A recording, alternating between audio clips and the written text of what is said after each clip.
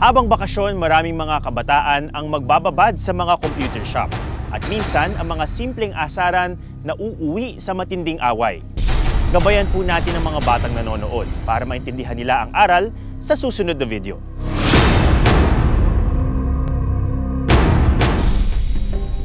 Kuha ang videong ito sa isang computer shop sa Maynila. Makikita na may mga kabataan na tutok sa paglalaro. Walang aberya.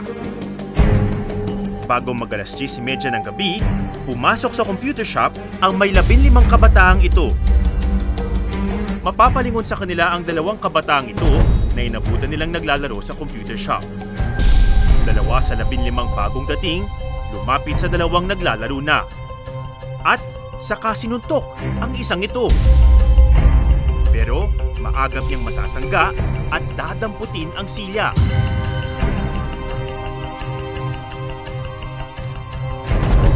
Maya-maya pa, ang lalaking ito tatayo na rin.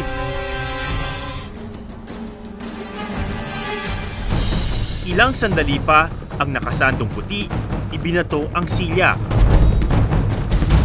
Ang kaninang nakamasid lang, ibinalibag na rin ang silya sa mga nanugod. Naglipara ng mga silya. Nagrambula na. Tinamaan ng silya ang kisame at nalaglag. Pero tuloy pa rin ang away. Umalis na ang 15 nanugod.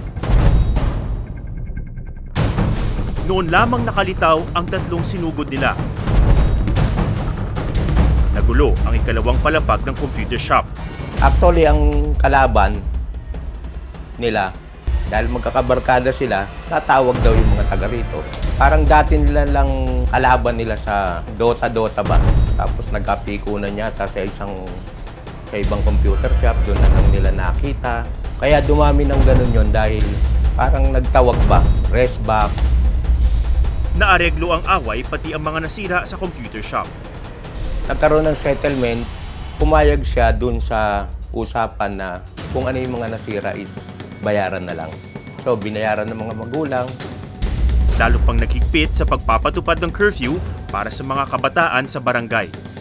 Nakaganda po rin sa insidente na yon. Naging aral sa mga magulang hanggat maaari, lalo na yung mga may anak na menor de edad. Obligasyon po natin mga magulang na bantayan, sundan kung saan pupunta yung mga anak natin, lalo na paggabi na. Hanggat maaari, wag na nilang payagan na pupunta kung saan-saan.